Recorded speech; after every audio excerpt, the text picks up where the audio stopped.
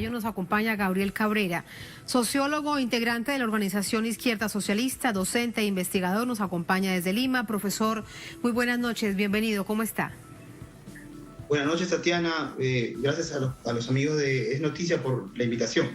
A usted muchas gracias. 73 legisladores dijeron sí por el voto de confianza, 50 no hubo abstenciones, aunque la víspera se presumía, se planteaba que habría una nueva estrategia acerca de las abstenciones. Primero quiero conocer su análisis con respecto a este resultado por el voto de confianza. Bueno, en realidad ya desde antes viendo el panorama, se preveía que el voto de confianza iba a salir a favor del gabinete por las declaraciones que hicieron los voceros de algunos de los partidos no oficialistas, digamos, como por ejemplo Acción Popular, ¿no? También, bueno, el día de hoy mismo, un poco antes de la votación, el vocero de Alianza para el Progreso, César Acuña, también manifestaron al respecto de que sus partidos iban a votar a favor de la confianza, ¿no? de la acción de confianza. Pero en todo caso, igual la incertidumbre siempre está por la forma en que los sucesos se han desarrollado en el Perú, en la política peruana en los últimos meses, ¿no?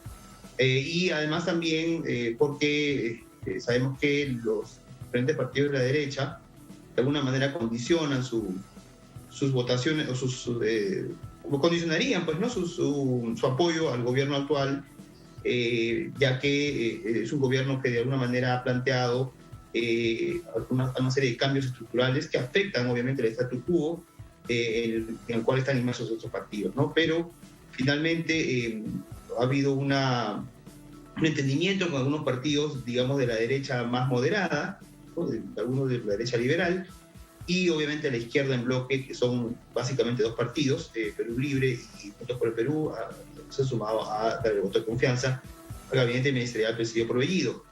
Y la ultraderecha, ¿no? La derecha más extrema, por decirlo de una manera, que tiene obviamente muchos tintes antidemocráticos, ha votado en contra del bloque, ¿no? Han sido básicamente Fuerza Popular del Fujimorismo, Renovación Popular, que tiene personajes ligados a los sectores más conservadores, ¿no? Avanza País, un planteamiento ultraliberal, ultraneoliberal, ¿verdad?, en economía, y algunos más sueltos de otros partidos que también son gente abiertamente de derecha, ¿no? De derecha muy, muy extrema. Entonces, esos son los 50 votos que han sido en contra y 30 votos de la izquierda más Acción Popular, que es un partido antiguo que tiene diferentes tendencias internamente. Al parecer ha primado la tendencia, se puede decir, de izquierda, ¿no? Es una izquierda moderada, liberales, ¿no? Y también Somos Perú, algunos de Podemos, son los que han votado a favor de dar el voto de confianza, ¿no? Entonces, eso es lo que el panorama más o menos, digamos, eso ha sido la dinámica de la votación, ¿no? Sí. Y con respecto a ello, profesor, hay que ver también los días previos donde prácticamente los medios de comunicación daban por sentado, porque era la narrativa que intentaban instalar, que no habría un voto de confianza al presidente Pedro Castillo. La pregunta es entonces, ¿se intenta instalar esta narrativa atendiendo a qué sectores cuando vemos que la realidad es otra? Sí, la prensa, los grandes medios de comunicación, abiertamente desde que estábamos en la campaña electoral por la segunda vuelta, han dado su apoyo a los sectores más recalcitrantes de la derecha, ¿no? Y eso se ha mantenido después de la proclamación del presidente, cuando ha iniciado su mandato. Son pocas familias, son grandes monopolios de la comunicación que abiertamente están a favor de los sectores más retrasados, ¿no? Más conservadores, que han desarrollado una política de obstrucción al gobierno actual poco menos de un mes, y de llamado al desconocimiento del gabinete, obviamente, y llamado de alguna manera también a la vacancia presidencial, ¿no? O sea, eso no lo han dicho abiertamente, pero lo hacen cubriendo, por ejemplo, todas las actividades que hacen estos grupos de ultraderecha en las calles, ¿no es cierto?, públicamente, donde ellos posean la vacancia presidencial, o sea, vacar al presidente, ¿no es cierto? Y obviamente se mantiene una dosis alta de terruqueo, ¿no? Esa frase que nosotros usamos en el Perú, que deriva de terrorista, que es acusar a cualquier, digamos, funcionario de la izquierda de estar vinculado a las agrupaciones que pasaron en armas en décadas pasadas, ¿no? Sendero Luminoso, el MRTA, acusándolos entonces de terroristas o estar vinculados al terrorismo. Terruqueo que continúa, por supuesto, y seguramente, lamentablemente, va a continuar hacia adelante, con inclusive denuncias, denuncias infundadas, ¿no? Ciertas maniobras judiciales. Es que, profesor, el ataque en medios de comunicación es realmente brutal. No hay medida, no hay respeto, no hay un hilo de distancia desde una perspectiva de la rigurosidad periodística. Acusan y se llevan por delante cualquier probabilidad de ética pública. Mire, por ejemplo, lo que sucedió con el ex canciller Pedro Béjar. Es realmente sorprendente cómo actúa esta derecha. Pero entonces, si la ubicamos como un actor político, está del lado de la extrema derecha, del lado de Fuerza Popular y de Renovación Popular. Sí, y está Avanza País también, ¿no? Avanza País, que es el partido que lo catapultó a Hernando de Soto a la candidatura a las últimas elecciones, ¿no? Hernando de Soto es un reconocido economista neoliberal, ¿no? Esos tres son los partidos que conforman la ultraderecha orgánicamente. Pero hay otros sectores también que, sin estar en el Congreso, participan, ¿no? Sectores retirados de las Fuerzas Armadas, hay grupos que son, digamos, de carácter abiertamente fascista, ¿no? Que han reclutado inclusive sectores de la juventud, las clases medias y altas. Algunos sectores, hay que decirlo lamentablemente, las iglesias, ¿no? No todos, pero algunos sectores de las iglesias forman también parte de esta especie de frente que se ha hecho, por decirlo así, anticomunista, como podrían llamar ellos, ¿no es cierto? Y obviamente con claras intenciones de golpismo, ¿no? Golpismo, de vacancia, de desestabilización, ¿no? Que es lo que está ocurriendo, ¿no? Y serán ellos seguramente los que van a través de sus partidos en el Congreso, como ellos mismos lo han dicho, van a seguir obstruyendo con la interpelación a ministros de manera ya individual para, primero, desviar, digamos, el rumbo de la política de cambios y para eventualmente también generar, ¿por qué no?, un escenario de desestabilización y de vacancia presidencial, ¿no? Sí, en todo caso, interpretando lo que sucedió hoy dentro del Congreso, hay sectores de la derecha que, se lo pregunto además, de acuerdo a esa votación, 73 en contra de 50, que a través del voto de confianza, así no compartan la postura del gobierno, entienden que lo que debe salir adelante es el país. ¿O será mucha esperanza preguntar eso? Nosotros entendemos de que lo que ha ocurrido en el fondo también es que muchos congresistas que representan a las provincias, sobre todo las provincias más olvidadas, de alguna manera, sin ser necesariamente de Perú Libre o Juntos por el Perú, se han sumado a apoyar al gabinete, porque el gabinete expresa, hay que decirlo, además de ser un gobierno de izquierda de alguna manera, expresa el sentir del interior del país, de las provincias, de las zonas más alejadas, donde hay una fuerte cantidad de población indígena, quechohablante, aymarhablante, de las lenguas amazónicas. Entonces, algunos de estos congresistas de los otros partidos, sobre todo, por ejemplo, en Acción Popular hemos visto eso, se han sumado de esa manera a este apoyo, y eso puede expresarse en demandas de que se atienda más las provincias o que haya más presupuesto para las provincias, pero obviamente si se trata de partidos de derecha, ¿no?, sobre todo la derecha liberal, puede ser una cuestión condicional, entonces eso hay que mirarlo con cuidado, pero nosotros creemos de que este respaldo que ha habido del Congreso debe ser la oportunidad para que el gobierno lleve adelante, despliegue sus políticas con mayor decisión, ¿no? Con mayor decisión. Tienen ya el aval inclusive de un sector del Congreso que es de derecha, por decirlo de una derecha más moderada, y obviamente creemos que tienen el respaldo del pueblo. Eso se ve en las calles, se ha visto en el proceso electoral, eso es lo más importante. Entonces debe ser una oportunidad para avanzar en esas medidas, muchas de las cuales se han anunciado ya, inclusive desde el discurso de asunción de mando el 28 de julio, y que también se expresaron el día de ayer a través del presidente del Consejo de Ministros. Sí, con respecto a este Perú profundo, La verdad es que hay una evidente distancia o tal vez un quiebre, se lo pregunto a usted, además como sociólogo o profesor, porque mire, por ejemplo, lo que pasó, eso fue ayer, comenzando Guido Bellido, el premier. Él primero habla en quechua, habla en aymara, y luego lo interpela la presidenta del Congreso diciendo que por favor sea breve y que traduzca porque no entienden. Dijo, los demás no entendemos. Sí, lo que ocurrió ayer también expresó muchas cosas más allá de la confianza al gabinete, ¿no? Muestra lo que el Perú es, ¿no? Las brechas enormes que hay, no solamente sociales y económicas, sino culturales. Es una herencia que tenemos, nosotros creemos, desde la colonia y que la República no ha logrado superar. En el Perú hubo un proceso de transformación en los años 70 que no concluyó porque fue traicionado, ¿no es cierto? Y no se terminó, digamos, de acabar con esas diferencias que de alguna manera han salido otra vez a flote. Están, por supuesto, siempre expresadas en la vida cotidiana en el Perú, pero ahora han salido a flote en la política de manera especialmente explícita, y eso se ha visto ayer cuando hubo un rechazo al discurso que daba el presidente en quechua, ¿no?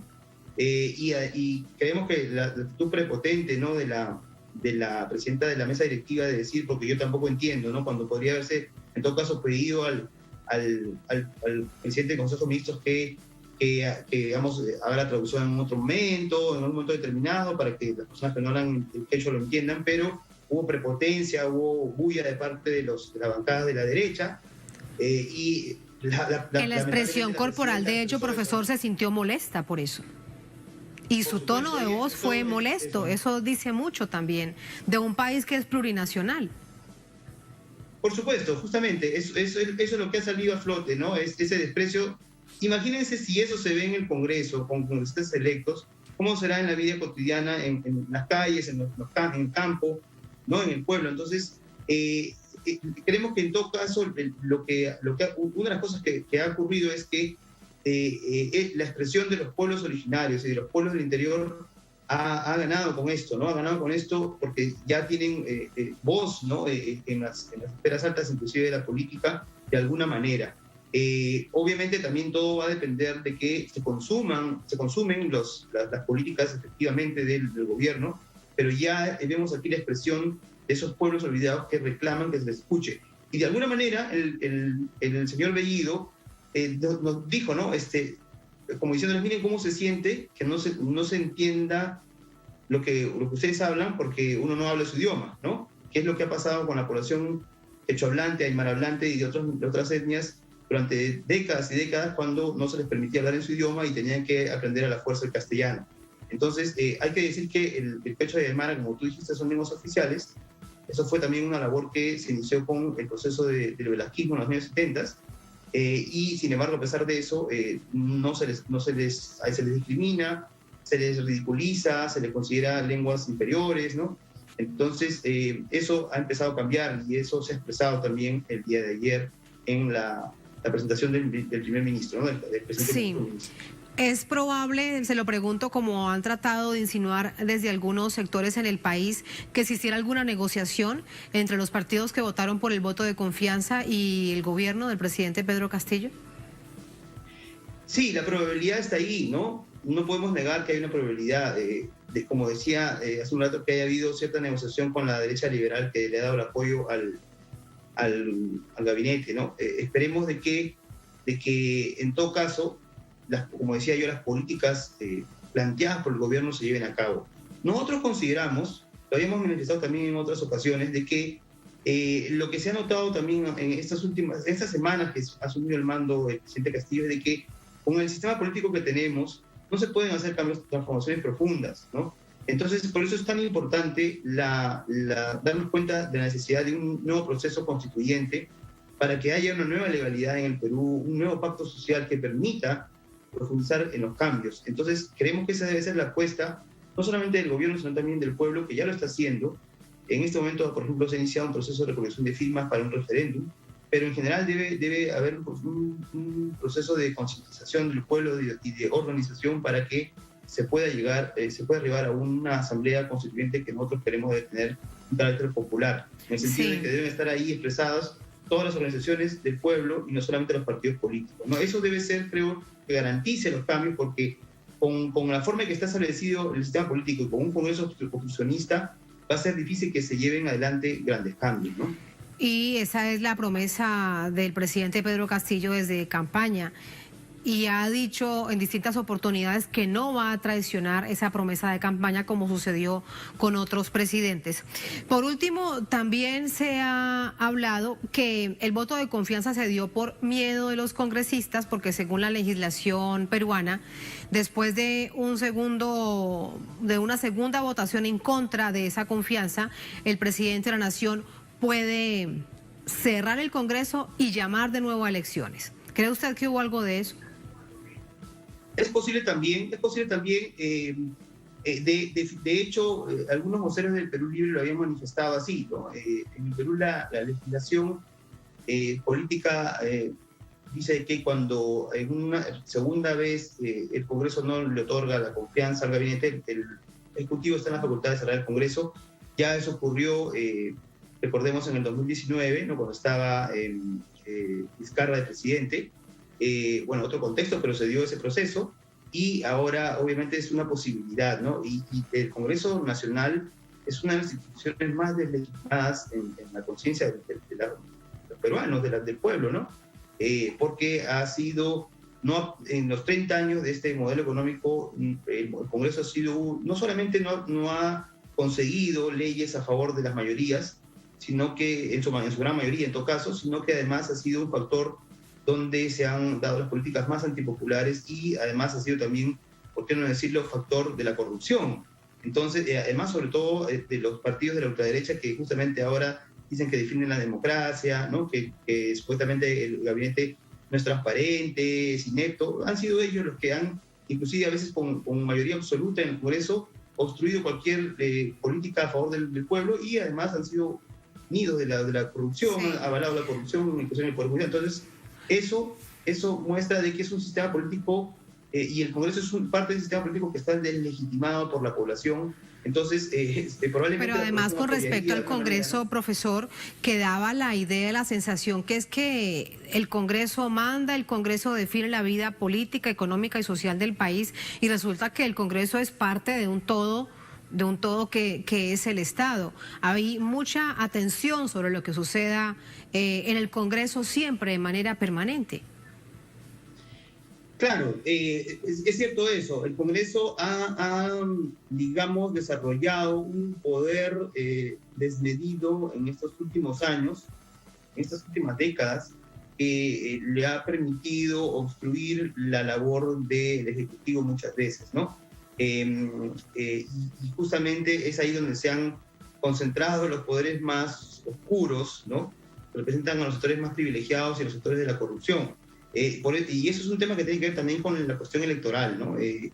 Porque, por ejemplo, está el voto preferencial, que es votar por un candidato determinado en el Congreso, independientemente de su partido, y eso tiene que ver con la campaña que se hace con la figura carismática de un candidato, ¿no? A veces también muchos de estos candidatos al Congreso entregaban limosnas o compraban votos, etc. Entonces, todo eso permite de que haya un Congreso que sea, digamos, haya sido lamentablemente el lugar natural para que se concentre ahí lo más negativo, ¿no? Lo más, se puede decir, antipopular de nuestra política, lo más rancio de nuestra política.